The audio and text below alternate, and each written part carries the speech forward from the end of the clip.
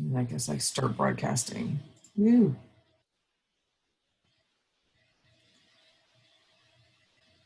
Bonjour, bienvenue à notre webinaire par rapport aux subventions d'appui communautaire 2022. Le but de ce webinaire est de partager plus d'informations sur les subventions d'appui communautaire et de vous aider à préparer votre demande.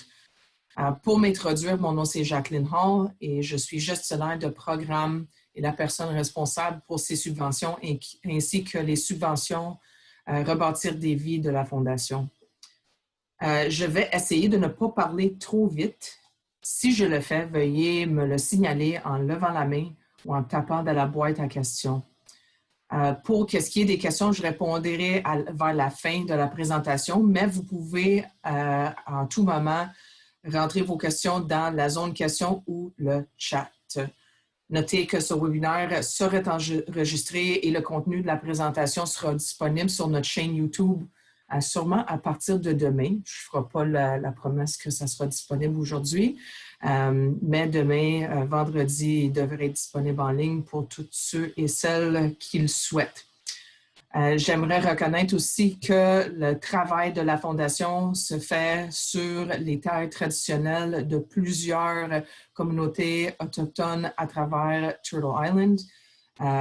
Nous sachons que c'est insuffisant de faire que des reconnaissances territoriales, mais nous mettons en place quelques projets, activités autres pour essayer de continuer d'avancer notre compréhension et solidarité par rapport à la réconciliation, décolonisation, etc. Et nous continuons ce travail à long terme.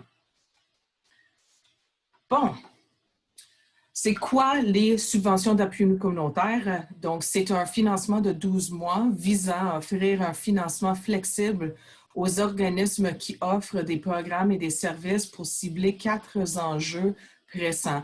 On en parlera un peu plus dans un moment, mais pour vous donner quelques exemples d'activités que nous souhaitons financer par le biais de ces subventions, c'est donc par exemple pour combler une lacune dans les coûts opérationnels, administratifs ou de programmes existants. Autre exemple de projet pilote ou le développement d'un nouveau programme.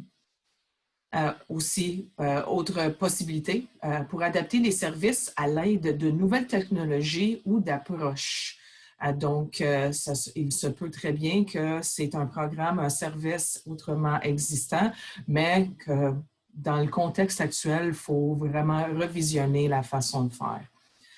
Et dernier exemple pour ce moment, c'est des activités de renforcer le travail des coalitions et la coordination des services ou de travail de défense des intérêts.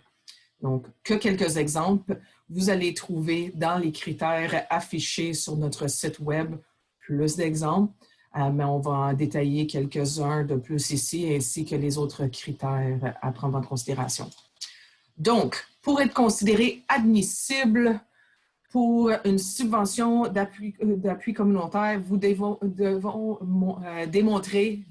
démontrer, excuse-moi, quelques critères minimums. Donc, vous allez voir ici un simple paragraphe où je vais simplement partager quelques informations de plus qui se trouvent toujours dans nos critères publiés en ligne. Il faut être détenteur de numéro de bienfaisance ou être reconnu comme donateur reconnu. Donc, qu'est-ce que ça veut dire? Vous avez un numéro de bienfaisance valide avec l'Agence Revenu du Canada ou vous êtes donateur reconnu, donc une communauté Première Nation ou municipalité désignée de telle façon. Si vous êtes un organisme sans but lucratif, mais vous ne détenez pas de numéro de bienfaisance ni de statut de donateur reconnu. Vous pouvez toujours soumettre une demande, mais il va falloir le faire en partenariat avec un autre organisme qui a un tel statut. Donc, vous pouvez soumettre la demande ensemble. Pour ce qui est du contrat, il sera signé avec l'organisme qui détient le statut avec l'Agence de revenus. On suggère également fortement d'avoir un document ou une entente signée entre les deux organismes pour énumérer comment vous allez travailler ensemble. Ça, c'est surtout pour l'organisme qui va livrer le travail, mais qui n'est pas responsable de recevoir les fonds, signer le contrat, etc. Donc, on peut en parler un peu plus, mais en tant que fondation et œuvre charitable, nous avons le droit d'octroyer les fonds à d'autres organismes détenant un numéro de bienfaisance ou de donateurs reconnus. Les critères et priorités pour le programme. Donc, les subventions d'appui communautaire sont en forte demande et la priorité sera accordée aux dossiers qui démontrent les critères suivants.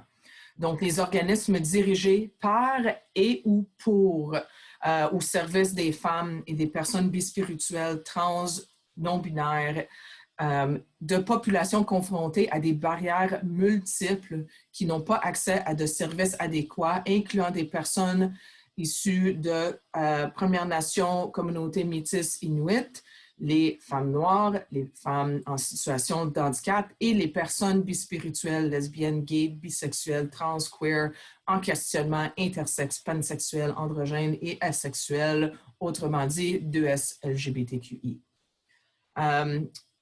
Autre critère à prendre en considération et donc où on vise vraiment nos efforts pour le financement, c'est que votre organisme est capable de démontrer que vous appliquez une analyse féministe, intersectionnelle, non juste à vos activités, mais aussi votre structure organisationnelle. Donc, est-ce qu'on voit cette analyse à travers votre organisme niveau opérationnel, structurel, ainsi que les services ou programmes que vous livrez? Et vous êtes en mesure de démontrer que vous reconnaissez les recoupements entre les inégalités et les barrières à la participation, comme l'origine ethnique, classe sociale, identité sexuelle et de genre, handicap, statut d'immigration, la langue ou autre, ou la situation géographique. Pardon. Vous êtes également en mesure de démontrer par le biais de votre demande que vous utilisez une approche positive fondée sur les avoirs et centrée sur les connaissances et le vécu des clientes ou participantes, le cas échéant. Vous tenez en compte les réalités vécues des clientes participantes, donc surtout dans le cas, vous mettez de l'avant une proposition pour financer des services, un programme, un projet, que vous avez pris en considération les mesures nécessaires pour assurer que les barrières soient minimisées, telles que services de garde, transport, assistance pour les femmes en situation de handicap, etc. Donc, c'est quelques items que nous allons prioriser, donc important d'élaborer au moins un petit peu dans les questions reliées que vous êtes capable de démontrer que vos approches s'enlignent avec nos priorités à la Fondation. Veuillez noter, la Fondation ne finance pas la même initiative plus que 3 fois dans le cadre d'un financement annuel. Donc, si vous mettez de l'avant un projet, proposition pour des activités, etc., qui a été déjà financé par la Fondation à 3 reprises, vous ne pouvez pas le remettre de l'avant. Ceci étant dit, si c'est une première fois, pas de problème, même si vous avez un financement actuel avec la Fondation, vous pouvez toujours mettre de l'avant votre demande pour une subvention d'appui communautaire pour autres activités. Donc, nous ne finançons pas les mêmes activités par le biais de 2 subventions séparées. Également, nous allons avoir d'autres demandes, d'autres appels d'offres dans les prochains mois. Vous pouvez, si vous soumettez une demande ici, vous pouvez toujours resoumettre d'autres demandes par le futur, mais également pour des activités pas déjà financées par la Fondation. Voici quelques exemples de choses que la Fondation ne finance pas. Je ne les énumérerai pas ici. Vous pouvez voir cette liste sur le document de critères qui est disponible sur notre site Web. On va bientôt partager le lien dans un des diapos, donc vous allez le voir si vous avez pas déjà trouvé ces informations sur notre site. Mais comme vous voyez, il y a quelques exemples d'activités que nous finançons du tout.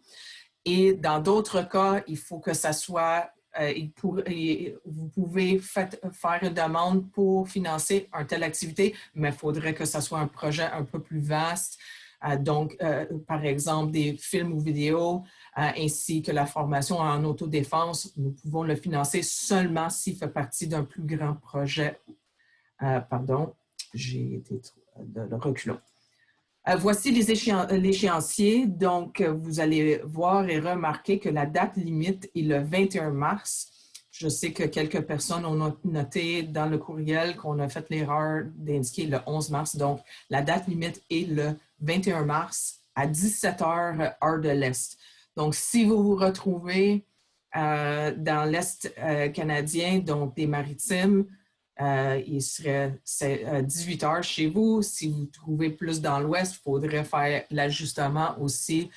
Donc, la date limite, c'est à 17 h. Il ne restera pas ouvert plus tard que ça.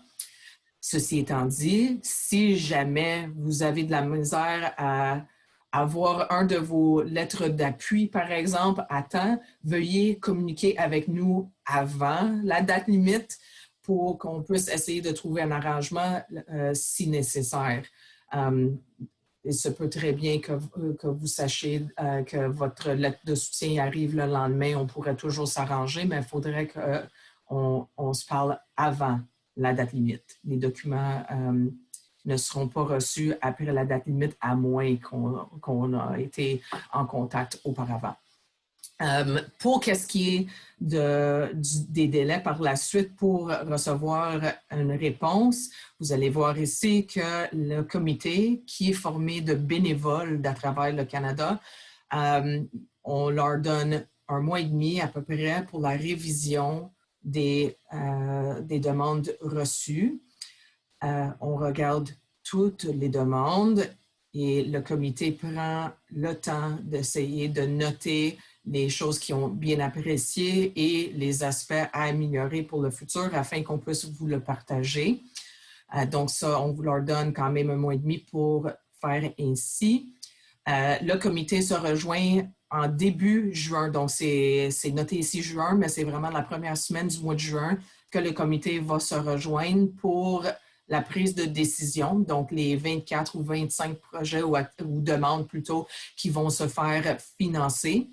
Cette liste est par la suite partagée avec le conseil d'administration de la Fondation pour qu'ils puissent approuver la liste recommandée.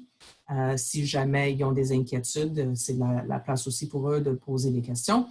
Et les organismes seront avisés en début août si votre demande a été approuvée ou non. On se fixe début août et non plus tard dans le mois. Et si votre demande est approuvée, l'entente et les autres documents reliés seront partagés aussi au mois d'août avec le financement. Voici, OK, là, on va faire le suivi, voir comment mettre de l'avant votre demande, voici quelques trucs et astuces, etc. Donc, avant de commencer, vraiment, c'est d'aller sur notre site web. Vous voyez le lien là. Donc, nous avons une page dédiée spécifiquement à ces subventions-là. Vous allez voir à droite, dans la barre à droite, quelques liens qui vont vers ces documents-là, donc les directives, les instructions et les questions fréquemment posées ou FAQ.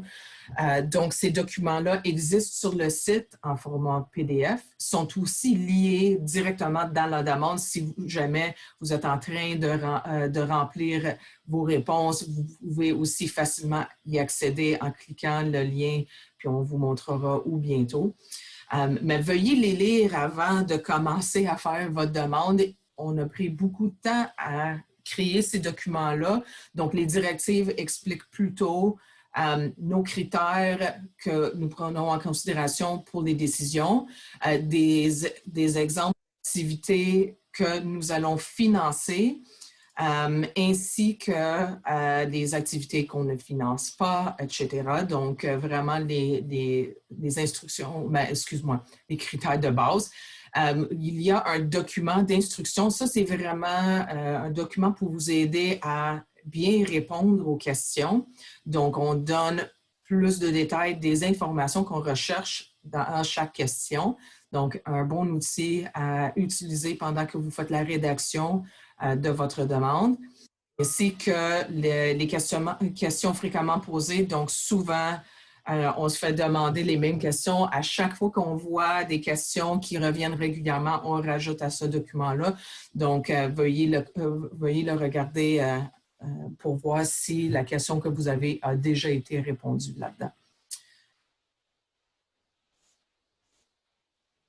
Pardon. Donc, on va aller naviguer à travers notre système en ligne juste pour vous donner des idées de comment accéder à l'application. Donc, sur le site web, vous allez voir qu'il y a un lien d'inscription sur la page d'appel des subventions d'appui communautaire. Une fois que, donc, quand vous allez cliquer, ça va vous amener ici. Vous avez à créer votre nom d'utilisateur, donc votre courriel et le mot de passe. Par la suite, vous allez être en mesure de revenir, donc veuillez garder évidemment le courriel et le mot de passe près de vous pour être capable de sortir du système et revenir. Quand vous allez pour la première fois dans la demande, ça va vous amener à la page d'inscription.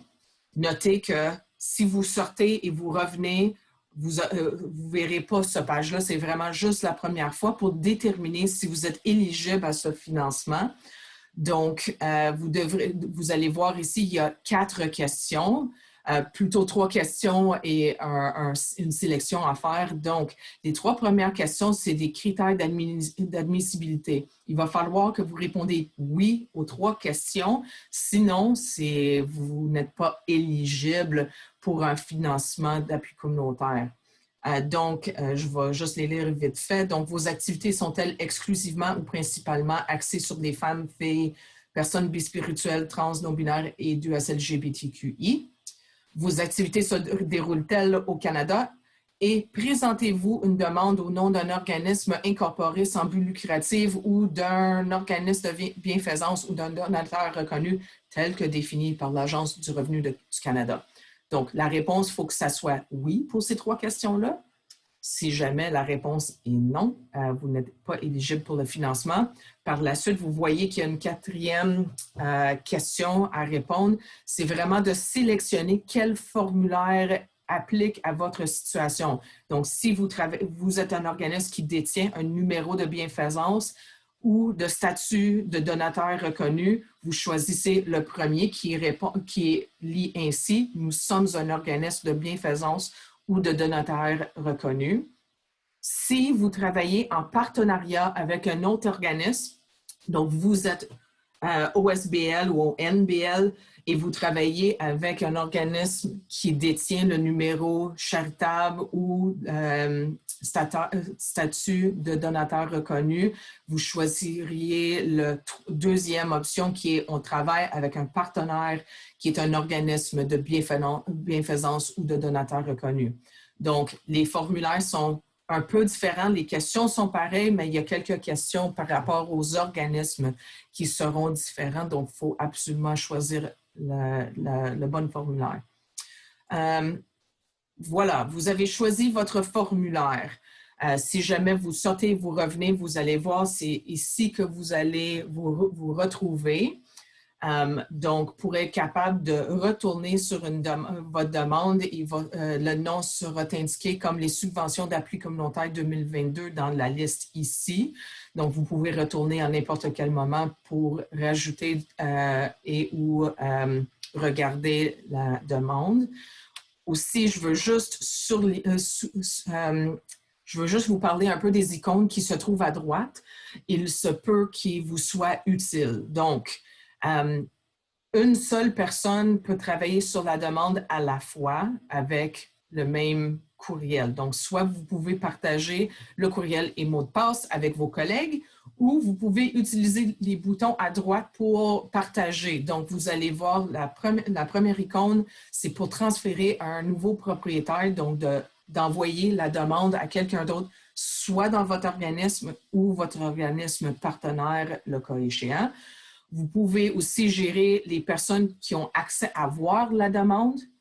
Il y a un bouton, évidemment, pour supprimer. Donc, si vous avez commencé de demande, vous pouvez supprimer celle que vous n'utilisez plus.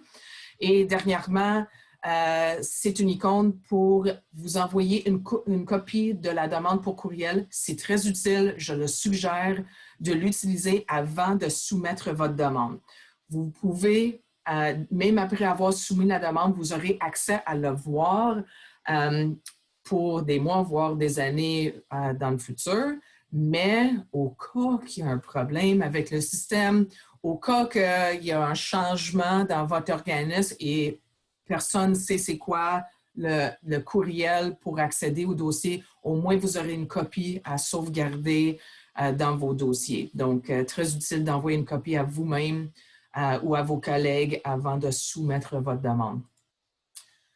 Quand vous rentrez dans le formulaire de demande, vous allez voir ici quelques onglets en haut de la page et je vais juste expliquer qu'est-ce qui se trouve dans chacun. Donc, le premier onglet comprend les questions liées à votre organisme et l'organisme partenaire, le cas échéant. Et donc, c'est vraiment cette page-ci, le premier onglet qui change dans le cas où vous travaillez soit seul ou vous travaillez en partenariat parce que votre organisme ne détient pas de statut avec l'Agence de revenus du Canada. Le deuxième onglet inclut les questions concernant les activités proposées. Donc, que ce soit un projet, que ce soit une initiative de développement professionnel, que ce soit que vous bâtissez ou vous voulez renforcer votre coalition, table de concertation, etc., ou simplement vous faites une demande de financement pour vos coûts opérationnels. Les informations reliées se trouvent dans le deuxième onglet, donc questions relatives à la demande, donc le besoin que vous essayez de combler, comment vous allez faire, etc. Le troisième onglet vous permet de télécharger les documents requis. On va vous montrer dans le prochain diapo le comment, mais c'est vraiment une page dédiée à ça, donc de faire télécharger vos documents. C'est aussi la place que vous allez trouver le formulaire de budget. Donc, vous pouvez le télécharger pour la remplir et par la suite téléverser dans l'application. On vous suggère de l'utiliser et non de créer votre propre formulaire de budget. Et dernièrement, l'onglet qui lit « Revoir ou réviser ma demande », revoir ma demande, c'est là que vous allez réviser le tout sur une simple page, voir s'il y a des codes d'erreur, etc. Et sinon, cliquez sur le bouton de soumettre votre demande. Vous allez voir aussi qu'il y a des liens ici pour accéder vite et facilement aux directives, aux instructions et la foire aux questions, si nécessaire. Je vais noter aussi en même temps, la plupart des champs ici dans la demande sont obligatoires. Vous allez voir une étoile rouge. Si jamais il y a cette icône-là à côté de la question, c'est parce que ce champ-là est obligatoire. Si vous ne le complétez pas, vous allez recevoir des codes d'erreur quand vous allez essayer de soumettre la demande. Voici l'onglet pour télécharger vos documents. Donc, je veux juste partager quelques points à retenir lors du téléchargement de vos pièces jointes. Donc, tous les documents doivent être en format PDF, y compris le formulaire de budget en vue d'une seule page. Donc, le formulaire de budget qui est disponible ici, il est en format Excel pour que vous puissiez la remplir, mais on vous demande de le convertir en PDF en vue d'une seule page avant de le partager parce que sinon, souvent, qu'est-ce qui arrive, c'est que le document va sortir sur plusieurs pages. C'est très difficile à faire la lecture. Donc, s'il vous plaît, le convertir en PDF en vue d'une seule page avant de l'attacher ou de la joindre à votre demande. Chaque champ ne permet de télécharger qu'un seul document. Donc, si vous souhaitez télécharger plus d'une lettre d'appui, vous devrez les fusionner en un seul PDF. Donc, si vous n'avez pas un programme pour le faire, il y en a plein gratuits en ligne. Sinon, il y a un champ d'extra en bas de la page qui lit documents supplémentaires. Vous pouvez toujours joindre un autre là, mais c'est vraiment un champ afin d'utiliser pour partager un plan de travail, rapport annuel ou autres documents que vous pensez être importants pour que le comité puisse le voir. Si vous travaillez avec un organisme partenaire, les états financiers vérifiés et les politiques d'antiracisme diversité des deux organisations doivent être soumis. Donc, il y a un champ pour chaque organisme. Donc, vous allez voir ici, numéro 2, veuillez télécharger votre état financier vérifié. Il y a un espace pour les deux organismes. Ça s'applique seulement dans le cas où vous travaillez en partenariat avec un organisme détenant un numéro de bienfaisance. Si vous faites la demande seule, il n'y a qu'un à partager, évidemment. Pour télécharger les documents, vous devez cliquer sur, ici, vous voyez, c'est « Choose File ». Malheureusement, il n'est pas traduit dans le système qu'on utilise, mais vous allez voir un bouton qui dit « Choose File », donc autrement dit, choisir le fichier que vous voulez télécharger.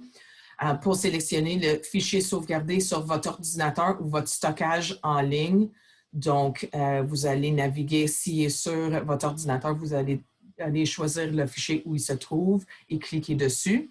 Une fois que vous l'avez sélectionné, vous devez cliquer sur le bouton qui dit « Upload » ou « Télécharger ». Ici, ça dit « Télécharger » en miracle, il a été traduit. Donc, de cliquer sur le bouton « Télécharger » afin qu'il soit sauvegardé dans la demande. Si vous faites que sélectionner sans cliquer sur « Télécharger » par la suite, malheureusement, il n'est pas sauvegardé dans notre système. Et vous allez, encore une fois, recevoir un code d'erreur quand vous allez essayer de soumettre votre demande. Si jamais vous avez fait comme moi et vous avez manqué plein de champs obligatoires, vous allez voir ce beau tableau avec tous les codes d'erreur. Si vous n'avez pas d'erreur, vous n'allez pas voir justement cette boîte. C'est vraiment juste dans le cas où vous avez manqué des informations obligatoires. Donc, le système automatiquement va vous faire corriger, va vous demander à corriger les erreurs qui existent dans la demande. Malheureusement, il faut le faire absolument. Donc, si c'est un champ obligatoire, mais que vous n'avez simplement pas d'informations à partager, il va falloir quand même mettre un X ou un sans-objet pour que vous puissiez soumettre la demande. Donc, une fois sur cette page-ci, si vous ne voyez pas de code d'erreur, vous allez voir en bas de la page un bouton pour soumettre la demande. Donc, quelques trucs et astuces à prendre en considération pendant que vous faites le travail de rédaction. Donc, le personnel a passé beaucoup de temps à rédiger les directives, les instructions et la foire aux questions. Veuillez les réviser. Vous noterez qu'il y a des limites de mots attribués à chaque question. Bien qu'elle soit intentionnellement limitée, nous vous recommandons d'utiliser autant que possible la limite allouée. Des réponses d'une ou deux phrases ne fournissent tout simplement pas suffisamment d'informations pour que la commission ou le comité les examine de manière approfondie. Ceci étant, et je vais m'expliquer un peu, notre comité, c'est des bénévoles à travers le Canada. Il se peut que vous vous trouvez au Québec, par exemple, et que simplement les membres du comité provenant de l'Ontario, de l'Ouest canadien, de l'Atlantique, etc., ne connaissent pas votre organisme et la nature de votre travail. Donc, il faudrait assumer que le comité, vous ne connaissez pas et donc expliquer un peu plus qui vous êtes, qu'est-ce que vous souhaitez faire et le pourquoi. Donc, de démontrer que vous êtes un organisme féministe qui a des activités qui sont bien alignées avec les critères tels qu'énumérés. Démarquez-vous de façon positive. Donc, quelques choses à prendre en considération. Donc, soyez explicite en précisant les points suivants. Encore une fois, pour les raisons, le comité ne vous connaît pas nécessairement. Donc, c'est quoi votre approche et votre expérience antérieure liée à la communauté proposée et à la réalisation de programmes pour les femmes, les filles, les personnes trans, bispirituelles et non-binaires? Est-ce que c'est de quoi que vous faites depuis longtemps? Est-ce que c'est de quoi plutôt nouveau que vous voulez développer, etc.? Donc, parlez-nous un peu de qui vous êtes et votre expérience. Le besoin de ce financement en indiquant pourquoi ce travail est important pour votre organisme et votre communauté actuellement et pourquoi cette intervention ou action spécifique est nécessaire. Donc, veuillez pas utiliser cette section pour présenter des recherches ou des statistiques provenant de sources externes qui traitent d'une question plus générale. Donc, par exemple, la Fondation sait pourquoi les services de lutte contre la violence sont nécessaires. On n'a pas besoin de Statistique Canada, par exemple, pour décrire la situation actuelle au Québec sur le nombre de féminicides, par exemple. Soyez plus spécifique à vos besoins. Donc, pourquoi votre organisme a besoin de ce financement ou votre communauté a besoin que vous preniez une telle action pour les soutenir, que ce soit défense des intérêts ou d'un service, mais soyez spécifique du besoin de votre organisme, votre communauté, vos participantes, etc. Et aussi, énumérer comment les fonds seront utilisés pour faire avancer votre travail en répondant aux besoins notés. Donc, moins une question pour expliquer votre budget, mais plutôt une question pour détailler vos activités. Donc, comment est-ce que vous prévoyez adresser le besoin que vous venez d'expliquer? Donc, par exemple, si vous avez indiqué que le besoin actuel, c'est du développement professionnel pour votre personnel, vos bénévoles, etc., en matière de livraison de programmes et de services en ligne, et que vous avez indiqué qu'évidemment, avec COVID, il y a un besoin de faire plus d'activités en ligne, mais parlez-nous dans la question sur comment les fonds seront utilisés, oui, pour expliquer un peu si vous amenez une personne ou une consultante de l'extérieur pour faciliter une formation. Cette formation se ferait comment? Donc, est-ce que c'est sur plusieurs semaines, plusieurs mois? Est-ce qu'il y a un curriculum qui est déjà développé? Donc, de nous parler un peu plus des activités que vous envisagez afin d'adresser le besoin. Quelque chose à éviter. Donc, vous allez voir dans les directives un peu que cet appel d'offres est quand même assez vaste. Donc, la Fondation est intéressée à financer des projets, des programmes nouveaux ou des existants, à financer des activités de table de concertation, de coalition, de développement professionnel ou d'assister à des organismes avec les coûts opérationnels ou administratifs. Mais il y a quand même des critères par rapport aux activités financées, donc les piliers que la Fondation aime prioriser, donc la violence faite aux femmes, le développement économique, l'autonomisation des filles et le leadership. Donc, malheureusement, si vous êtes un organisme qui offre des services de santé ou santé mentale, à moins que ça soit lié à un des piliers ou des volets qui s'intéressent à la Fondation, malheureusement, c'est peut-être pas la demande de subvention auquel envoyer une demande, malheureusement. Autre chose à éviter, donc les demandes recyclées qui n'ont pas été modifiées. On sait très bien que le monde a besoin de recycler des demandes souvent à plusieurs bailleurs de fonds. C'est correct, juste assurer avant que vous avez bien répondu aux questions telles qu'elles sont demandées et d'adresser à la Fondation si nécessaire ou au moins d'enlever le nom des autres bailleurs de fonds auxquels vous l'envoyez. Les demandes incomplètes, vous avez vu que le système ne vous permet pas d'envoyer ou de soumettre une demande incomplète dans le sens qu'il y a des champs vides. Mais si vous avez rentré des sans-objets à des questions qu'on aurait eu vraiment besoin d'une réponse, malheureusement, on ne peut pas le considérer. Et les demandes soumises après la date limite. Donc, si vous avez manqué la date et vous essayez de me l'envoyer par courriel, malheureusement, je ne peux pas l'accepter. Il faut que ça soit envoyé avant la date limite sur notre système en ligne. Si jamais le système vous pose problème, contactez-moi avant la date limite pour qu'on puisse en parler. Les subventions d'appui communautaire sont rendues possibles grâce à. Donc, nous aimerons évidemment remercier nos donateurs, donatrices, commanditaires, etc. La fondation est une fondation publique et ça veut dire qu'il faut que nous, il faut qu'on fait du fundraising pour chaque dollar qu'on subventionne aux autres organismes. Donc, très reconnaissante des organismes ou compagnies, individus, etc., qui soutiennent notre travail. Et si jamais vous avez des questions, vous allez voir le courriel, le numéro de téléphone ici.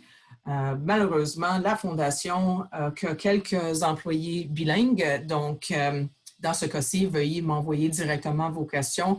Il y a d'autres collègues qui seront peut-être en mesure de vous aider, mais c'est juste plus facile et assuré de me l'envoyer directement à moi si vous avez des questions, des commentaires, si vous avez besoin de demander un soutien pour qu'est-ce qui est du système, etc. Veuillez, n'hésitez pas à me contacter.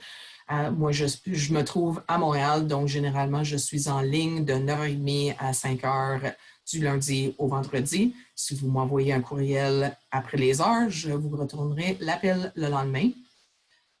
Donc, c'est ça, c'est tout pour la présentation. Si le monde qui nous rejoignent aujourd'hui ont des questions, commentaires, c'est le temps. Il y a la fonction chat où vous allez voir une boîte qui dit Q&A. Donc, une bonne place pour inclure votre question pour que je puisse répondre aujourd'hui. Pendant que que vous tapez vos questions, je vais confirmer ce webinaire est enregistré. Il sera partagé publiquement sur notre page YouTube demain. Pour ceux et celles qui se sont inscrits pour le webinaire d'aujourd'hui, on va partager les diapos et le lien pour la page YouTube par courriel aussi. Donc, vous allez recevoir les diapos et le lien pour retrouver l'enregistrement. Et aussi, si vous avez des collègues qui n'ont pas participé, c'est pas possible pour moi d'envoyer les diapos à autres personnes parce que j'ai pas leur courriel, donc vous pouvez le partager vous-même ou simplement de leur pointer vers la présentation sur YouTube.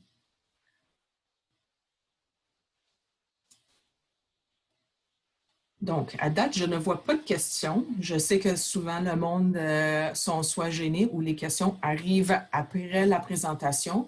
Donc, vous allez communiquer avec moi. Il y a j'ai plusieurs disponibilités. Donc, si vous communiquez avec moi, je peux partager un calendrier où vous pouvez céduler automatiquement une 30 minutes pour qu'on puisse parler de votre proposition. Et même regarder un brouillon ensemble pour que je puisse vous donner mes conseils. Moi, je ne révise pas les demandes, mais je connais très bien les membres du comité, donc prête à vous aider à formuler les réponses d'une façon pour que le comité puisse bien prendre en considération votre demande. Donc, pas de questions. Je vous remercie de votre participation aujourd'hui. Soyez à l'écoute pour les diapos et le lien vers le vidéo YouTube. Et sinon, j'ai hâte de vous parler bientôt dans il y a des questions, je crois. Oui, OK, c'est ça, exactement. Il y a quelqu'un qui a écrit dans le commentaire, donc je vais juste le lire. S'il y a des questions, je crois qu'elles surgiront en remplissant le questionnaire et c'est bien le cas. Donc, je suis disponible, tel que mentionné. Veuillez communiquer avec moi à n'importe quel moment. pour avoir une assistance personnelle. Donc, merci, bonne journée et à bientôt.